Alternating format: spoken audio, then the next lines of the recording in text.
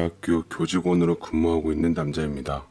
전처 사이에 딸 하나가 있는데 지금 아이를 두고 이혼 소송과 양육권 소송 중입니다. 저는 아직도 지난 일을 돌이켜보면 딸을 절대로 전처에게 줄 수가 없습니다.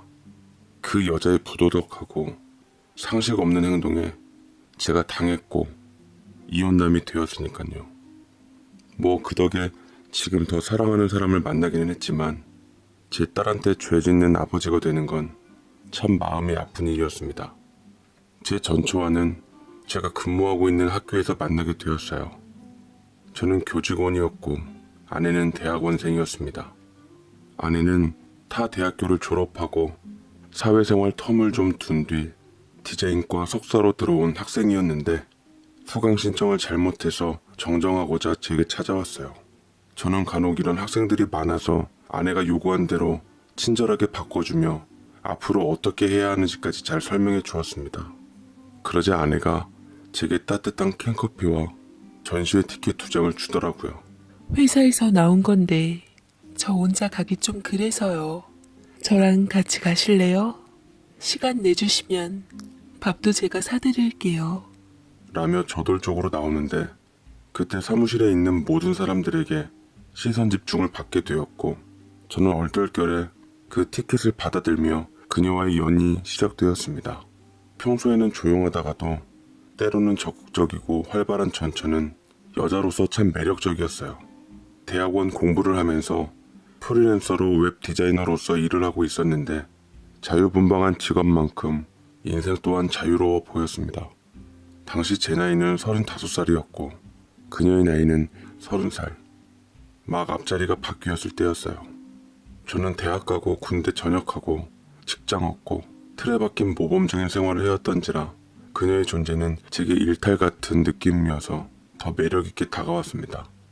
여행도 같이 다니고 술도 마시고 몰랐던 문화에 대해서도 알게 되고 서로의 취미를 공유하며 저는 점차 그녀의 색으로 물들어져 갔어요. 프로포즈를 할 것도 없이 저는 그녀와 서로의 마음을 확인한 후 결혼을 하기로 했습니다. 마침 그녀가 혼전 임신을 하게 된 이유도 있었고요. 하루빨리 사랑하는 사람과 보금자리를 꾸리고 싶었죠. 우리는 뜻이 맞아 결혼식 할 돈으로 좋은 일에 쓰라는 취지에 기부를 하기로 했고 같이 살 집도 짐도 제가 현재 지내고 있는 투룸에서 시작하기로 했는데 아무 군말이 없었습니다. 저희 집에서는 제가 결혼하면 따로 집을 해주어야 한다는 부담감 때문에 부모님께서 걱정이 이만저만이 아니셨거든요. 작은 투룸에서 신혼생활을 시작하겠다는 아내에게 고맙고 생각이 깊다 하시며 예뻐하셨죠. 저 역시 그런 아내가 참 고맙고 잘 만났다 싶었어요. 그런데 그녀가 혼인신고를 하자마자 기다렸다는 듯 제게 서류 한 장을 내밀더라고요.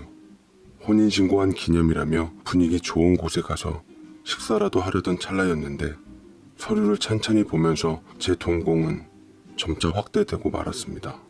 알고 보니 결혼을 하면 지켜야 할 조항을 적은 계약서더라고요. 아내는 별거 아니라는 듯 대수롭지 않게 부담 느낄 거 없어. 그냥 우리의 행복한 결혼 생활을 위해 적은 간단한 조항 몇 가지만 작성한 거야. 우리가 부부로서 살면서 필요한 조항이니까 한번 봐봐.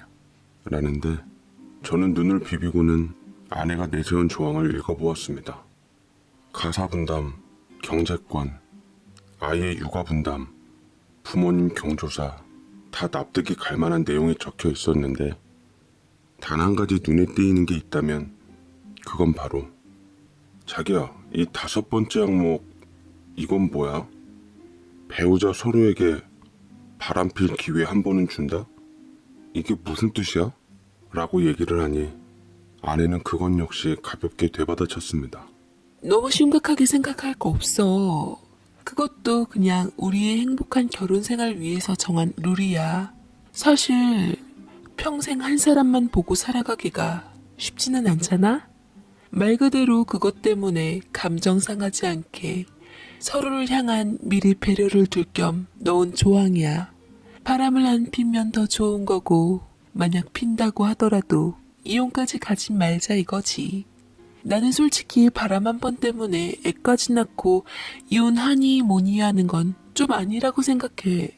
결혼이 그래도 1년 지낸 사이인데 바람 한 번 피웠다고 이혼할 만큼 가벼운 일은 아니잖아? 부부들 중 바람 피는 사람들 태반일걸? 들키냐 안 들키냐 차이인 거지. 라고 말하니 제가 갑자기 할 말이 없더라고요. 순간 제가 그녀한테 쌓아왔던 신뢰가 잠시 흔들리기 시작하더이다. 제가 고지식해서 그런가 그런 제안은 참으로 당황스러웠어요. 뱃속에 아이가 있고 혼인신고까지 한 마당에 이 독소 조항은 빼자고 설득했습니다. 그렇지만 아내는 여전히 밀어붙이고는 나중에는 당신이 되게 고마워할 거라고 자신있게 말했어요. 대신 바람은 바람으로 반드시 끝나야 하고 바람을 1년 이상 넘기면 안 된다고 조건을 붙였더랬죠. 만약 이를 어길 시 이혼할 때 양육권과 위조료 전 재산을 물기로 했습니다. 고집을 꺾질 않는 아내를 상대로 어찌해야 하나 싶었지만 끝내는 그녀와의 사랑을 믿고 눈 한번 질끈 감기로 했고 각서는 공증까지 받게 되며 유효한 효력을 갖게 되었어요. 그 각서로 인해 신혼부터 바늘방석에 앉는 듯한 느낌이었지만 곧 제 딸이 태어나면서 정신없이 육아전쟁을 치른 날들 때문인지 계약 조항이 까마득해지기 시작했습니다. 그러나 아이가 태어난 후 1년이 채 되질 않아 아내는 모든 것에 시들해져 갔습니다. 저는 아내 힘들까봐 휴일 없이 틈나는 대로 육아며 집안일이며 도우려 애썼는데 아내의 떠난 마음은 돌아올 줄 모르더라고요. 사랑하는 배우자가 내게 심적으로 멀어져가는 느낌을 받았을 때 어떤 기분인지 직접 겪어보지 않은 사람은 그 초조함을, 그 비참함을 절대로 모를 것입니다. 아내는 유독 사람들과의 친분관계를 맺는 것을 좋아해서 참석하는 게 낙이 되었죠.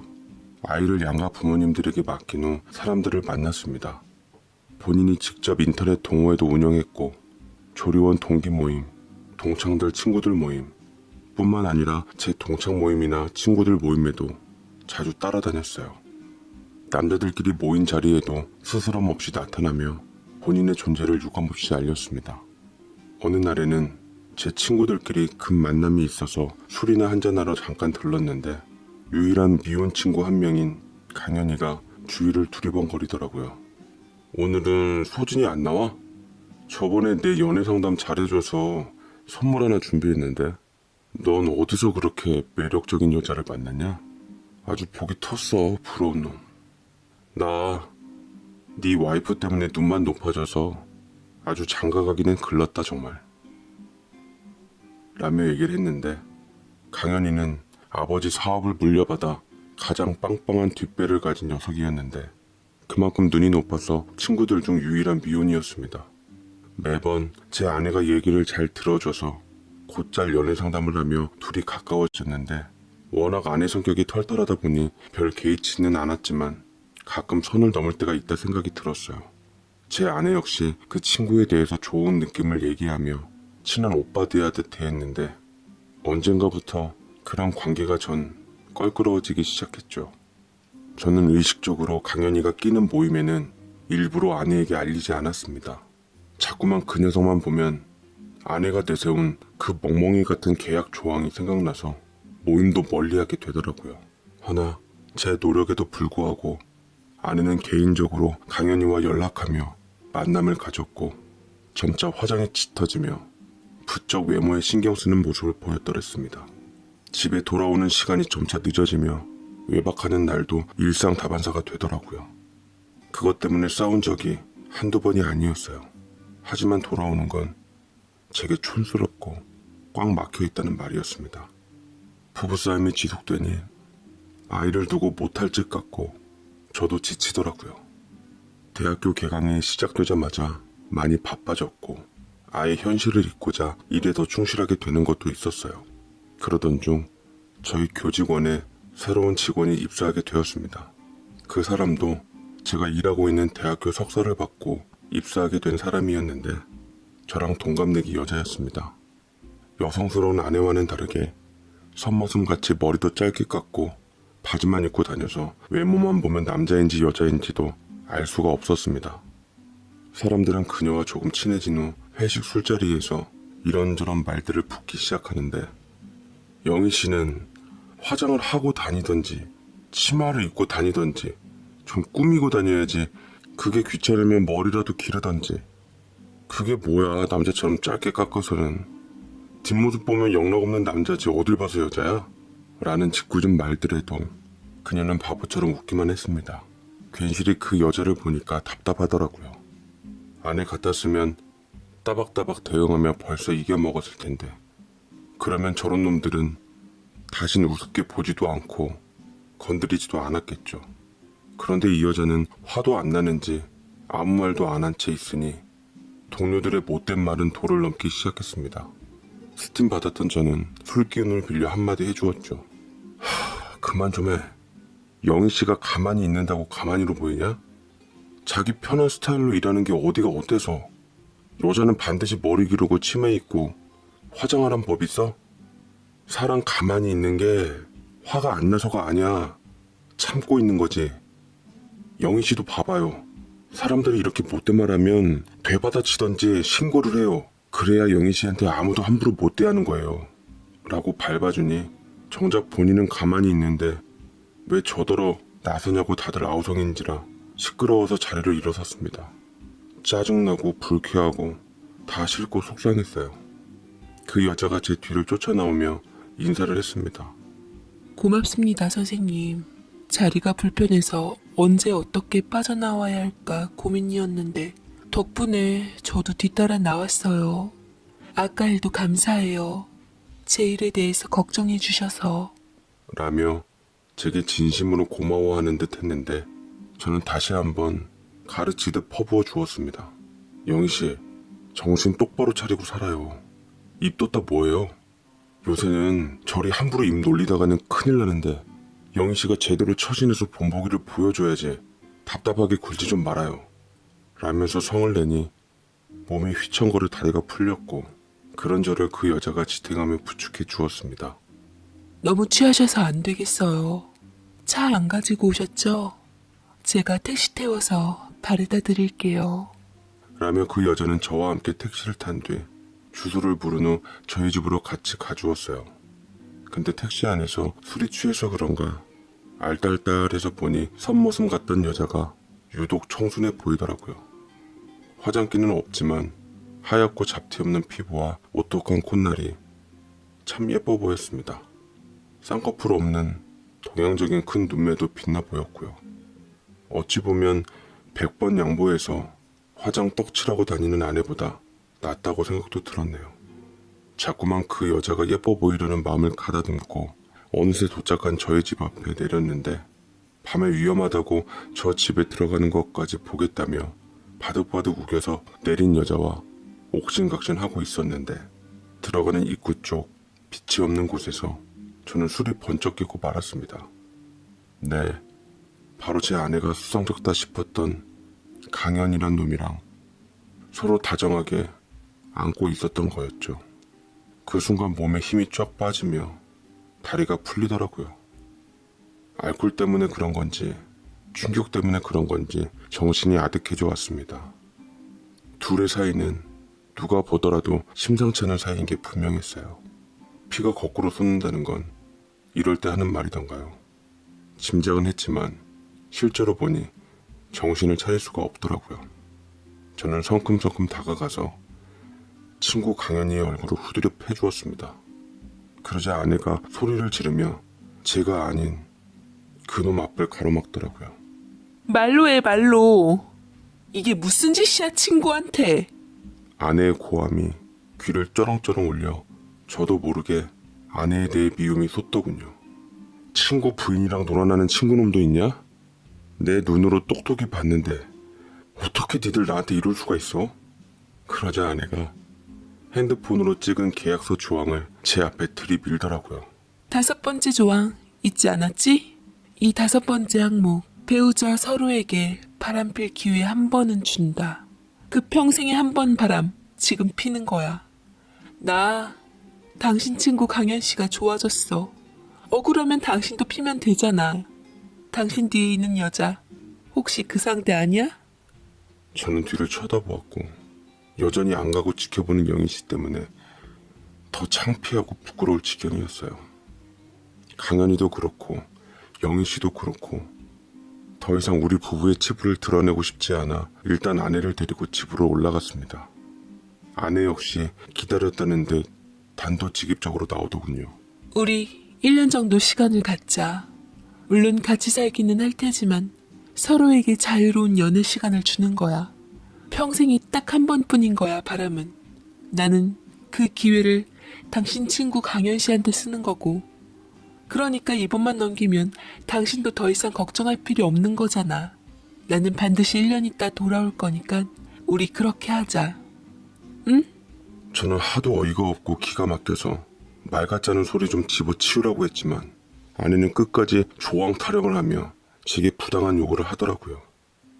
차라리 이혼을 하겠다고 했지만 자기는 죽어도 이혼녀 될 생각 없다며 오히려 저더러 이 기회를 잘 살려보라고 했습니다. 아내는 그렇게 대놓고 일방적으로 제 친구와 바람을 피기 시작했고 저는 차라리 이혼을 선택하고 싶었으나 이제나 저제나 제 걱정인 부모님 덕에 결단을 내리지 못하고 있었어요. 그러는 사이 아내의 외박이 늘어나기 시작했고 저는 괴로움에 살이 한 달에 8kg씩이나 빠져버리고 말았습니다. 직장 동료들과 지인들은 제가 속앓이하는 모습을 보며 사정을 아는 사람들은 다들 위로를 했고 모르는 사람들은 걱정을 했습니다. 그나마 유일하게 제 직장에서 제 사정을 아는 사람은 그때 봤던 영희 씨밖에 없었어요. 영희 씨는 제 신경을 많이 써주며 많이 배려해 주더라고요. 일부러 야근하는 저를 배려하며 같이 밀린 업무를 도와주기도 하고 제 도시락까지 싸다 주며 절 신경 써 주었습니다. 하지만 그럴수록 전 싫고 자존심 상하고 했어요. 상처받은 맘에 소금 뿌려지는 느낌이라 영희 씨한테 참다 못해 성을 냈습니다. 그만 좀 해요. 나 좀 내버려 두시라고요. 지금 나 동정해요? 우리 와이프 놔두고 바람핀 모습 보니까 처량하고 안쓰러워서 이래요? 그냥 모른 척 해주는 게 예의예요. 라고 얘기를 하자 영희 씨는 제게 생각지도 못한 제안을 했습니다. 1년 동안 나랑 연애해요, 선생님. 뭐요? 제가 인성 쓰며 되묻자 영희 씨는 속에 담아왔던 것을 차근차근 풀어냈습니다. 1년간 배우자 서로에게 바람필 기회 한 번은 준다고 했다면서요. 부인께서도 현재 다른 남자가 있는 것 같으니까 선생님도 그냥 저랑 연애해요. 선생님 유부남이어서 말 못하고 있었지. 사실 남자로서 호감 있었어요. 선생님이라면 저를 있는 그대로 받아들여 줄 수 있을 것 같아서요.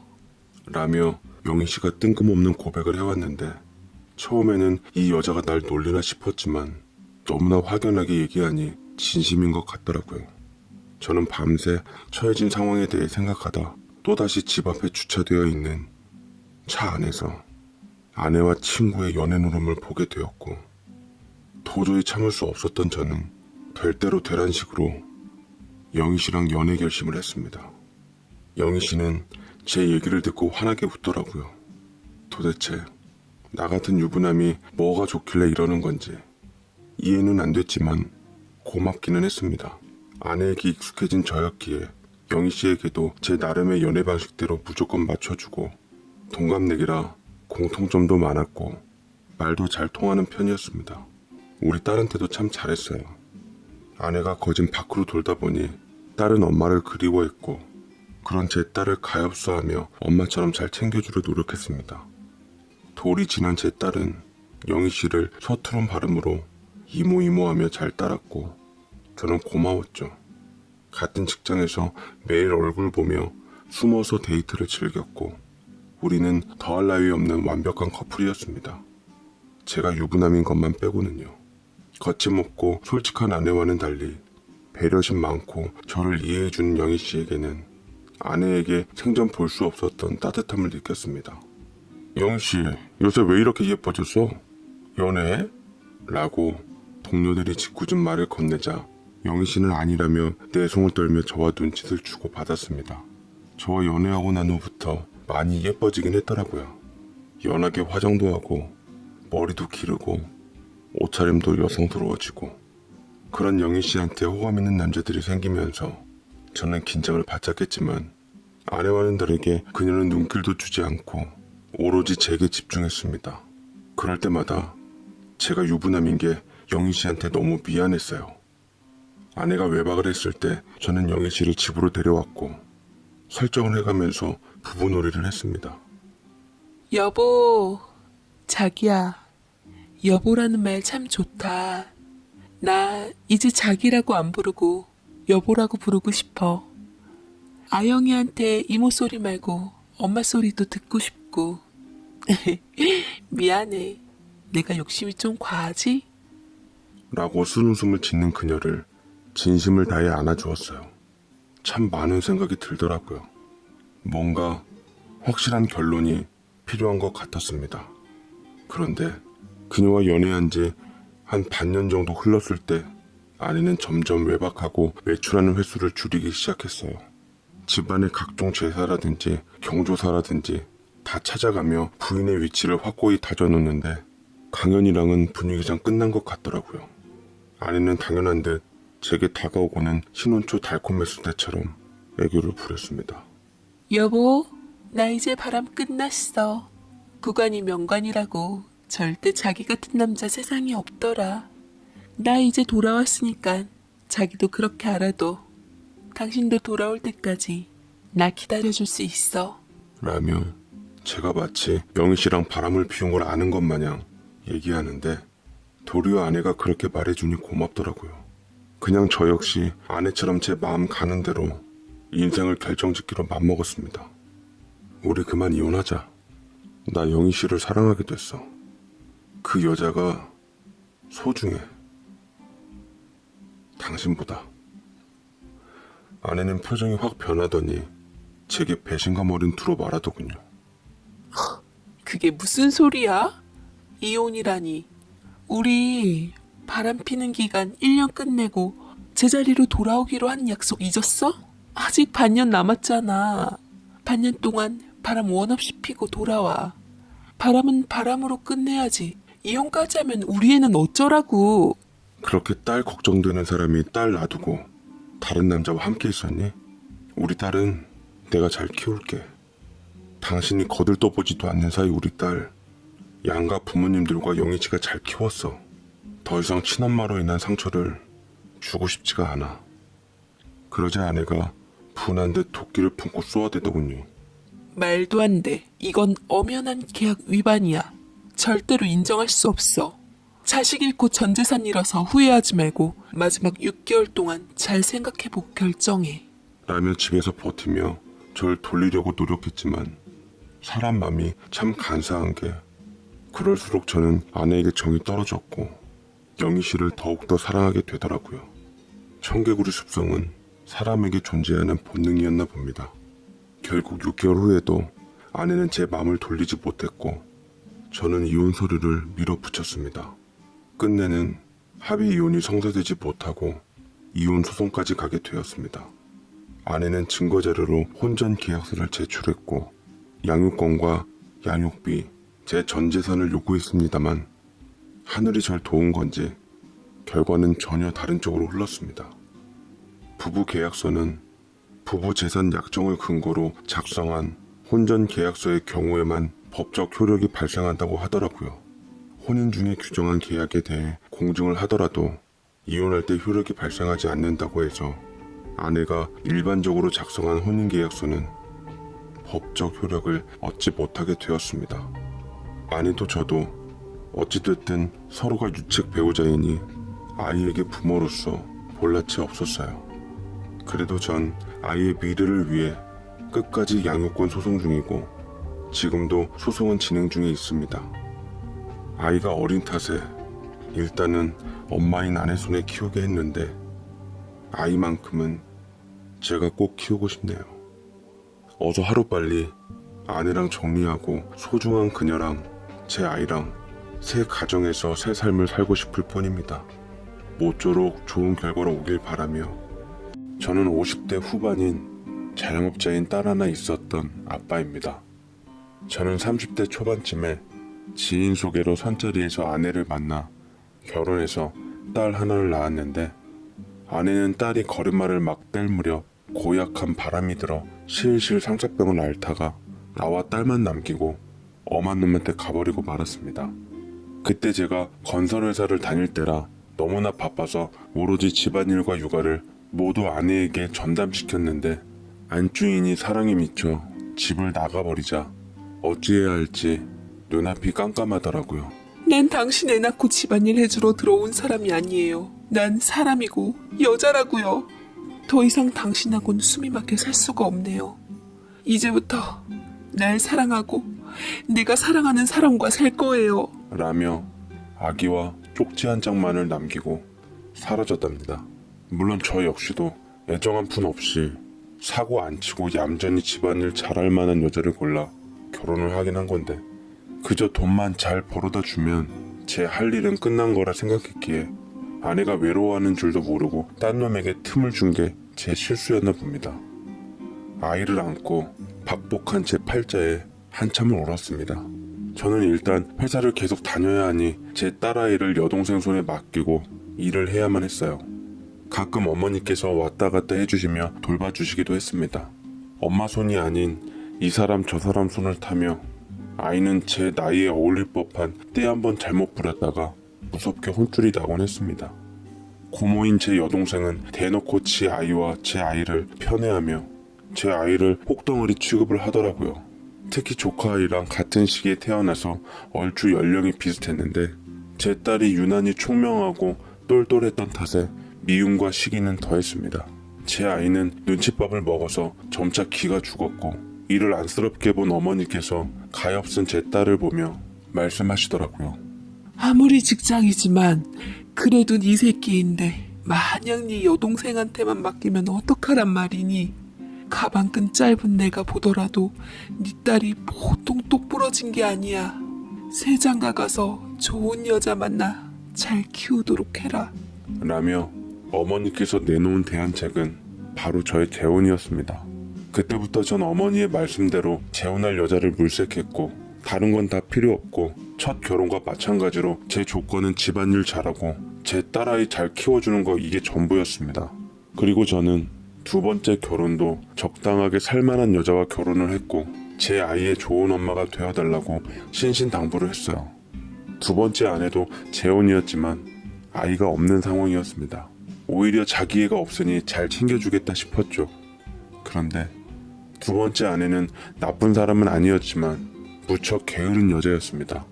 본인 스스로도 밥 대신 배달 음식이나 과자나 빵 같은 걸로 식사를 대신하는데 아이를 잘 챙겨줄 리 만무했죠. 그때 제 딸은 초등학생이었는데 잘 못 먹어서 그런지 키도 작고 체구도 왜소했어요. 그런데도 워낙 똘똘한 아이라 공부를 굉장히 잘했고 우등상을 놓친 적이 없었습니다. 그런데 하루는 아이가 쓰러졌다고 연락이 왔습니다. 아이가 빈혈이 심하고 영양이 많이 부족하다더라고요.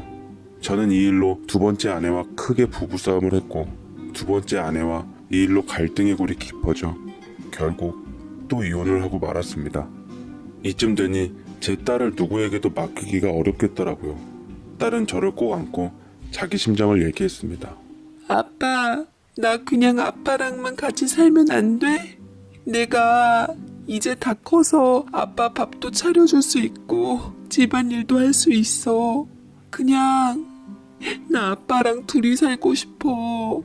라고 얘기를 하니 저는 속으로 울컥해져서 딸을 꼭 껴안고 하염없이 울었어요. 그제서야 제게 가장 소중한 존재가 딸임을 알게 되었죠. 저는 딸을 보다 잘 키우기 위해서 회사를 그만두었고 퇴직금으로 고깃집을 인수받아 운영하게 되었습니다.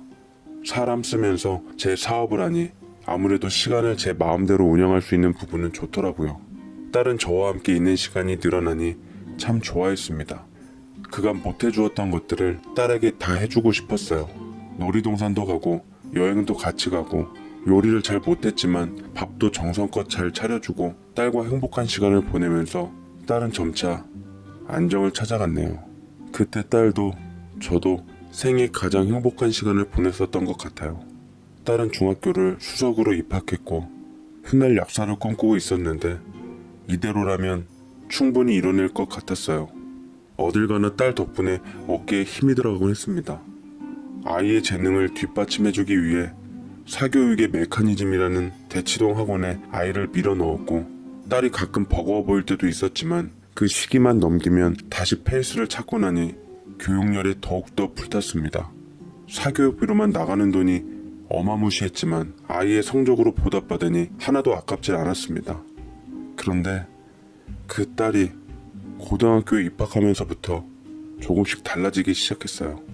제 딸은 동네에서 명문고라고 알려진 곳을 들어갔는데 중학교 때처럼 수석 입학을 못하니 제가 오히려 진 것 같더라고요. 자식을 명문대 의대 입학시킨 지인이 있었는데 사모님에게 온갖 싸바싸바하며 족집게 선생님을 알아내어 딸에게 붙이기도 했습니다. 그런데 어느 날부터인가 딸의 성적이 조금씩 떨어지기 시작했습니다. 심지어 1학년 겨울방학을 앞둔 기말고사 때는 전교 50등 밖으로 밀려나기도 했어요. 정작 딸은 상관없어 하는데 제가 더 미치겠더라고요. 딸을 채찍질하며 공부를 시키는데 집착했고 들이는 돈을 더 쏟으며 사교육에 힘썼습니다. 그런데도 졸고 있는 딸이 미워 보여서 얼음 넣은 찬물 세례를 끼얹기도 했죠. 공부해. 공부 좀 하라고. 열심히 공부해서 약대 가야 할 거 아니야. 너한테 들이는 돈이 대체 얼마인 줄 알아? 아빠가 들인 노력은 얼만데 그 성적 받고 잠이 와? 경쟁에서 이겨야 된다고. 그래야 네가 원하는 삶을 살 수가 있어. 아빠, 제발. 나 너무 힘들어. 졸리고 피곤하고. 이럴 거면 나 그냥 약대 안 갈래. 대학도 가기 싫어. 나 그냥 싫다고. 너 왜 그래? 아빠 실망시킬 거야? 그런 말 할 거면 당장 집에서 나가. 너 같은 딸 나도 싫으니까. 딸은 울면서 약한 소리를 했지만 끝내는 제가 원하는 대로 펜을 다시 들더라고요. 허나 노력이 합심에도 불구하고 딸의 성적은 쉽게 회복될 기미가 안 보였고 어느 날 담임 선생님께 연락이 왔습니다. 수정이가 요새 슬럼프에 빠진 것 같아요. 늘 단정하고 모범생인 아이였는데 요새 안 좋은 아이들이랑 어울려 다니기도 하고 가정 내에서 신경을 많이 써주셔야 할 것 같습니다. 라고 하시는데 걱정이 들은 저는 학교로 직접 찾아가 선생님과 면담을 했고 제 딸아이와 어울리고 있다던 친구들도 직접 확인했습니다. 딱 봐도 복장부터 불량인 게 딸의 분위기와는 거리가 멀더라고요. 왜 제 딸이 저런 친구들과 어울려 다니는지도 모르겠고 노심초사하기도 했고 한편으론 괘씸하기도 했습니다. 저는 날 잡아 주말에 딸이 독서실을 간다길래 몰래 미행을 해보았네요. 그런데 아이가 지하철 화장실에 들어가더니 아가씨나 입을 법한 스커트 차림의 복장을 하고 하이힐을 신은 채 나오는 게 아니겠어요? 게다가 화장까지 하고 커다란 링 귀걸이를 하고 나오는데 정말 심장이 멎을 뻔했습니다. 그리고 머지않아 딸이 활짝 웃으며 어느 남자의 팔짱을 꼈는데 언뜻 보이는 외모로는 딸 또래 같더라고요. 미쳤다 싶었습니다. 이 중요한 시기에 이성 교제라니. 저는 딸에 대한 믿음이 무너져 내리는 것 같았고 반 미쳐가는 심정으로 계속 쫓았지만 지하철에 사람들이 갑자기 몰리는 바람에 놓쳐버리고 말았습니다. 더할 나위 없는 분노감에 참을 수가 없었어요. 네, 그때는 전혀 알지 못했습니다. 대체 어디서부터 잘못된 거였을까? 내 딴엔 딸에게 신경 써준다고 했는데 어디가 부족했기에 모범생인 딸이 저렇게 삐뚤게 나간 건지 회의가 들더라고요. 저는 집에 돌아와서 딸의 방을 샅샅이 뒤졌고 안쪽 서랍이 잠겨져 있는 것을 발견했습니다. 한치의 망설임 없이 서랍을 망치로 부숴버렸고 그 안에서 딸의 연애 증거들을 찾아내니 손발이 부들부들 떨렸어요. 데자뷰더군요. 이건 예전에 딸아이 엄마가 다른 남자에게 가버린 걸 알게 돼버린 배신감이었습니다. 아니, 전 딸을 진심으로 사랑했으니 그 이상의 충격이었죠. 해가 뉘엿뉘엿 지고 어둠이 짙게 드러워질 무렵 딸은 피곤해 보이는 얼굴로 가증스럽게 집에서 나간 복장으로 들어왔습니다. 어지러워진 집안을 보더니 깜짝 놀랐던 딸에게 끓어오르는 분노를 터뜨리고야 말았습니다. 딸의 가방을 뺏으며 안에 있던 사복과 액세서리를 집어 던졌죠. 너 제정신이야? 이 중요한 시점에 남자친구를 만들고 다녀? 아빠 속 터지는 꼴 보고 싶어서 그래? 너희 엄마랑 똑같아. 당장 이 집에서 나가. 난 딸 없는 셈 치며 살 테니까. 약사 딸 못 볼 바에는 차라리 없는 편이 나. 딸이 덜덜 떨면서 눈물을 글썽였고 순둥이였던 제 딸은 겁에 질려 제게 무릎을 꿇으는 잘못했다고 싹싹 빌기 시작했어요. 좋아하는 남자애가 처음으로 생겼는데 같이 있으니 살 것 같았답니다. 공부고 뭐고 다 싫고 그 아이와 함께하는 시간이 소중했다더군요. 아빠한테 인정받고 싶어 더 열심히 공부하려고 했는데 잘 안 됐다고. 앞으로는 정말 아빠 실망시키지 않고 잘하겠다는 딸이 참으로 원망스러웠습니다. 전 뿌리를 뽑기 위해서 다음날 바로 딸의 남자친구를 찾아갔고 그 아이 역시 편모스라에서 자라 방황하고 있다는 사실을 알게 되었습니다. 집안 생계를 도맡느라 학교도 안 다녔고 다리가 안 좋은 엄마를 동생과 함께 모시면서 돌보고 있더군요. 그렇다고 해서 딸과 엮여도 될 만한 놈은 절대로 아니었습니다. 저는 그 아이의 집에 찾아가 내질렀습니다. 어른답지 못하다는 걸 알지만 마음같이 순순히 안 되더군요. 내 딸 앞에 다신 나타나지 마. 걘 너랑은 완전 다른 물에서 노는 애야. 대학도 가야 하고 미래가 창창한 애를 망치는 꼴은 절대 못 본다. 이 돈 받고 다신 우리 딸 근처에는 얼씬도 하지 마. 아줌마도 아들 교육 똑바로 시키세요. 라며 그 녀석 어머니께도 일러두고 나왔습니다. 다행히 그 녀석은 말귀를 알아들었는지 그 후부터 정말로 우리 딸 근처에는 나타나질 않았어요. 그 녀석만 떨어져 나가면 우리 딸은 금방 회복될 줄 알았는데 오히려 시간이 갈수록 딸의 성적은 눈에 띄게 떨어지기 시작했습니다. 그럴수록 전 딸에게 더 닥달했고 딸은 어느 정도 침체기를 겪다가 고3 때 여름방학을 앞두고 다시 부활하게 되었어요. 무슨 맘을 먹었는지 그동안 빠졌던 사교육에도 다 참여했고 그동안 떨어졌던 성적을 올리겠다는 각오로 죽기 살기로 임하더이다. 재능 있는 아이가 노력까지 더하니 성적은 다시 고공행진을 했고 만족스러운 수능 점수까지 이어지며 마침내 꿈에 그리던 명문대 약대에 합격하게 되었어요. 부모로서 자식이 목표한 바를 이루니 자랑스럽고 사랑스럽고 든든하더라고요. 저는 친척들에게 전화를 돌려 제 딸아이 소식을 알렸고 특히나 어릴 적 제 딸을 차별했던 여동생에게는 필히 알렸습니다. 조카애는 지방 어디대를 갔다며 부러워하더라고요. 저는 딸을 얼싸안으며 그동안 너무나 수고했고 고생 많았다고 앞으로 네 세상이라며 명품 인생을 살아보라고 했습니다. 그렇지만 의외로 딸은 기뻐하질 않더라고요. 씁쓸하게 웃으며 제 웃음을 곱지 않은 시선으로 흘겨보며 말을 건네더군요. 아빠, 내가 약대 가서 행복해? 그럼 우리 딸이 목표를 이뤘는데 당연히 행복하지. 이제 약사 된 다음 좋은 놈 만나서 시집 잘 가서 예쁘게 살면 아빠는 여한이 없어. 장하다 우리 딸. 라고 다독여 주었지만 딸은 실감이 잘 안 나는지 무덤덤하게 있었습니다.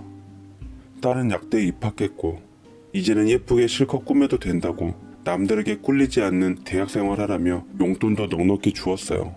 대중교통 힘들어할 것 같아 운전면허 딴 김에 작은 경차도 한 대 뽑아주었습니다. 그렇게 아무 문제 없을 줄만 알았던 제 딸이었는데 그런데 진정한 큰 문제가 생기고 말았습니다.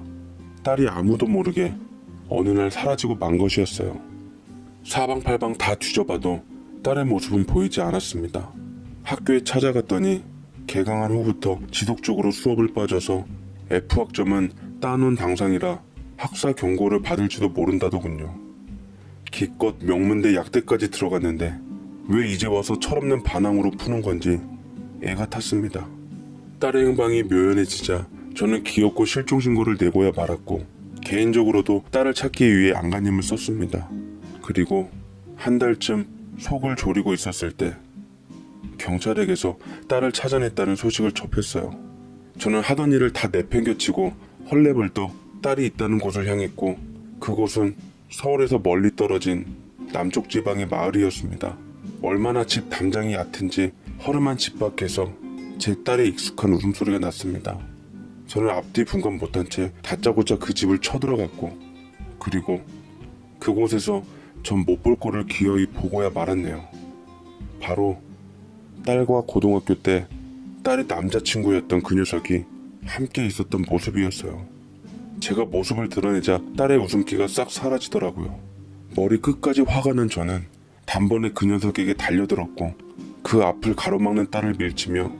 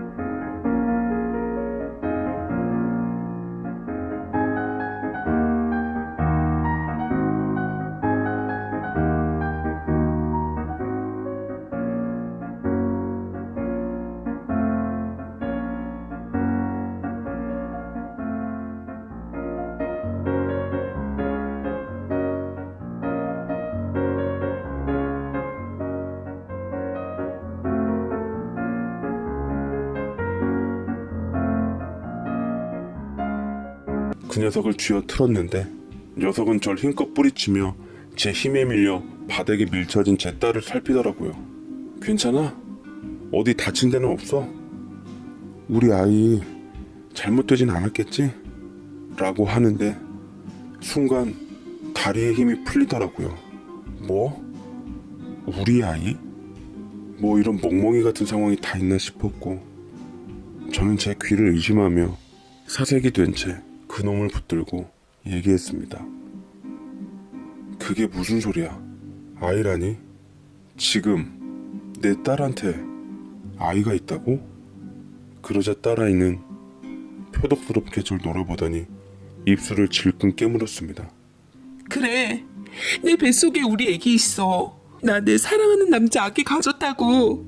아빠가 바라는 대로 죽을 만치 공부해서 약대 갔으니까 된 거 아니야? 더 이상 내 인생 방해할 생각 마.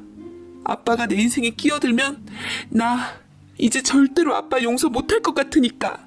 수정아, 너 대체 어쩌려고? 이제 네 앞에 더 괜찮고 잘나고 좋은 놈 앞다투어 나타날 텐데 얼마나 후회하려고 이런 놈과 미래를 같이 하겠단 건데. 아빠가 대체 너한테 뭘 그렇게 잘못했니? 뭘 잘못했냐고?